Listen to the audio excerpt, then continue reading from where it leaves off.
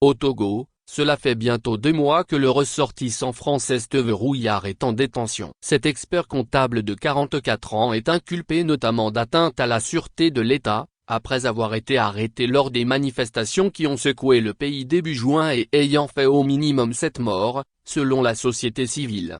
Le 17 mai 2025, Steve Rouillard apparaissait tout sourire au journal de la télévision Guadeloupe La Première. Il y racontait avec joie son arrivée au Togo, pour ouvrir un cabinet d'expertise comptable. Une démarche professionnelle et personnelle pour celui qui souhaitait renouer avec ses racines africaines. Cette chaîne de télévision publique évoquera plus tard le passé militant de celui qui fut à 2 reprises candidat malheureux aux élections législatives françaises, pour tenter de comprendre pourquoi.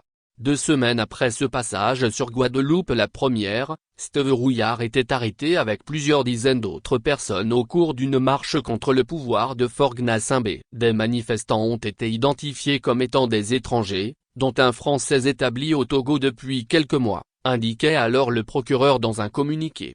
56 de ces codétenus ont depuis été libérés. Mais Steve Rouillard est, lui, inculpé notamment d'atteinte à la sûreté de l'État. Citoyen français, il reçoit une visite dans le cadre de la protection consulaire. Mais c'est trop peu pour son père, ainsi que pour 4 députés de la Guadeloupe, dont il est originaire. La France considère-t-elle que M. Rouillard est un prisonnier politique ou de droit commun? Interroge-t-il dans une lettre adressée au ministre français des Affaires étrangères resté sans réponse. Source, Orphi. Titre original, Togo. Le français Steve Rouillard est détenu depuis près de 2 mois, accusé d'atteinte à la sûreté de l'État.